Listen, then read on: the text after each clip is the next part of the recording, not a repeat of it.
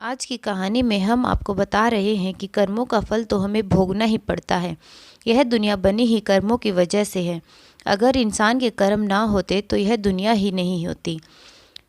एक राजा था, वह बहुत धर्मात्मा था और बहुत ही न्यायप्रिय था। वह भगवान को बहुत मानता था, इसलिए उसने एक ठाकुर जी का मंदिर भी बनवाया और उस मंदिर के लिए एक पुजारी को भी नियुक्त किया। वह पुजारी भी बहुत ही अच्छा और धर्मात्मा था। वह राजा से कभी भी कुछ नहीं मांगता था। पुजारी के इस व्यवहार से राजा भी उसके ऊपर बहुत प्रसन्न थे। पुजारी को राज मंदिर में कार्य करते हुए 20 वर्ष हो गए थे। उसने राजा से कभी भी किसी प्रकार का कोई सवाल नहीं किया। कुछ समय के पश्चात राजा के घर में एक पुत्र ने जन्म लिया। राजा ने अपने पुत्र की अच्छी शिक्षा दीक्षा की और उसे विद्वान बनाया। उनकी शादी एक राजकुमारी से कर दी। शादी की रात को राजकुमारी को नींद नहीं आ रही थी। वह इधर उधर घूमने लगी। राजकुमारी जब राजकुमार के पलंग के पास आई तो उसने देखा कि एक हीरे रतन से जड़ित एक तलवार पड़ी हुई है। राजकुमारी ने तलवार को उठाया और जैसे ही मयान से बाहर निकाला तो तलवार बिजली की तरह चमकने लगी। राजकुमारी यह देखकर डर गई और उसके हाथ से तलवार छूटकर राजकुमार के गर्दन पर जा गिरी। राजकुमार का सिर कट गया और राजकुमार की मृत्यु हो गई। राजकुमारी अपने पति के मरने के बाद बहुत ज़्यादा दुखी हुई। राजकुमारी यह सोचकर बहुत डर गई थी कि अगर मैं सच बताऊंगी तो मेरी बात पर कोई विश्वास नहीं करेगा। सुबह होते ही राजकुमारी रोने लगी और कहने लगी, मेरे पति को कोई मार गया। वहाँ बहुत सारे लोग इकट्ठा हो गए और राजा भी वहाँ आ गया। राजा ने राजकुमारी से पूछा कि राजकुमार को किसने मारा। राजकुमारी बोली कि मैं तो नहीं जानती कि वह कौन था, लेकिन मैंने उसे ठाकुर जी के मंदिर में जाते हुए देखा था। राजा समेत सभी दरबारी ठाकुर जी के मंदिर में गए। उन्होंने वहाँ पुजारी को पूजा करते हुए देखा। राजकुमारी के कहने पर सभी सैनिकों ने पुजारी को पकड़ लिया।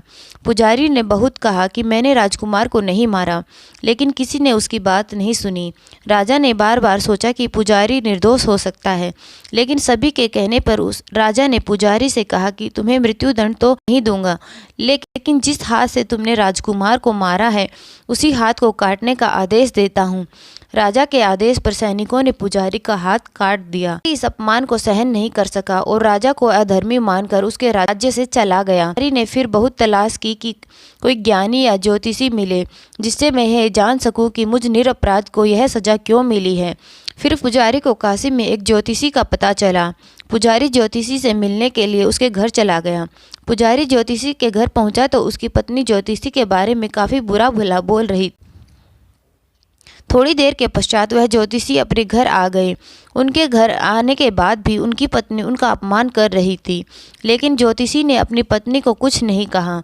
इसके बाद ज्योतिषी अपनी गद्दी पर जा बैठा। ज्योतिषी ने पुजारी को वहां देखकर कहा, कहिए ब्राह्मण देवता, मैं आपके लिए क्या कर सकता हूँ। पुजारी बोला, आया तो मैं अपने बारे में बात करने के लिए था, लेकिन पहले आप अपने हाल बताएं। आपकी पत्नी आपका इतना अपमान क्यों कर रही है।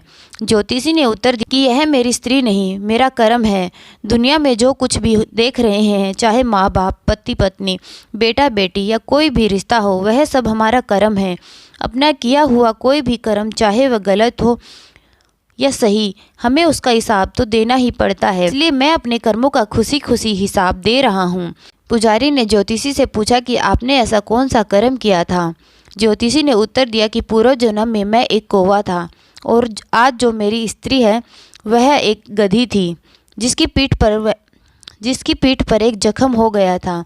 उस जख्म से कीड़े पड़ गए थे, जिसकी वजह से उसे भयंकर पीड़ा होती थी। मैं कीड़े खाने के लिए जख्म पर चोंच मारता था, जिसकी वजह से उसे भयंकर दर्द होता था।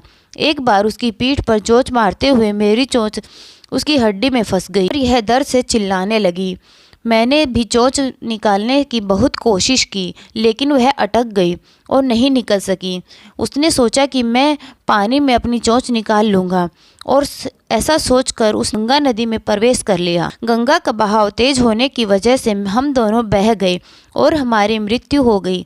तब गंगा जी के प्रभाव की वजह से इसने एक ब्राह्मणी के रूप में जन्म लिया और मैं एक ज्योतिषी बना और यह मेरी पत्नी बनी, जो कुछ दिनों के लिए मुझे भला बुरा कहेगी, मेरा अपमान करेगी, लेकिन मैंने चोंच से दर्द पहुंचाने के लिए नहीं मारी थी।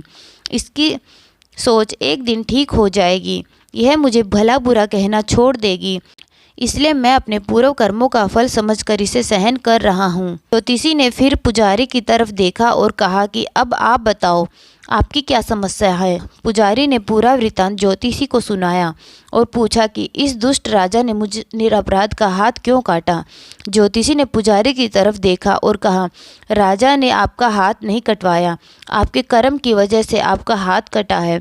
पुजारी ने ज्योतिषी से पूछा कि ऐसा किस प्रकार हुआ। ज्योतिषी ने कहा, पिछले जन्म में आप एक तपस्वी थे और राजकुमारी एक गाय थी और राजकुमार एक कसाई था। जब कसाई गाय को मारने लगा तो गाय अपनी जान बचाकर आपके सामने से एक जंगल की तरफ भागी। कसाई दौड़ता हुआ आया और आपको देखकर उसने पूछा कि गाय किस तरफ गई है। आपने जिस दिशा की तरफ गाय गई थी उस तरफ इशारा कर दिया। कसाई ने उस तरफ जाकर गाय को मार दिया। इतने में वहाँ एक शेर आया और गाय और कसाई दोनों को खा गया। कसाई को राजकुमार के रूप में जन्म मिला और गाय को राजकुमारी के रूप में जन्म मिला। पूर्व जन्म में किए हुए कर्मों की वजह से दोनों एक रात के लिए इकट्ठा हुए, क्योंकि कसाई ने गाय को हंसिए से मारा था। इसी प्रकार राजकुमारी के हाथ से गलती से तलवार गिरने से राजकुमार का सिर कट गया और उसकी मृत्यु हो गई। इसी तरह राजकुमार अपने कर्म का फल देकर चला गया और जो तुमने हाथ से इशारा किया था उस कर्म की वजह से तुम्हारा हाथ कट गया।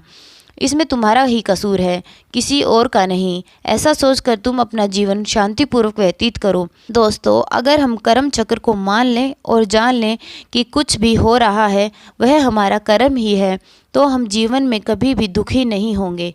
फ्रेंड्स, अगर आपको हमारी यह कहानी पसंद आई हो तो please like, share and subscribe our YouTube channel Panchatantra की कहानियाँ। Thanks for watching.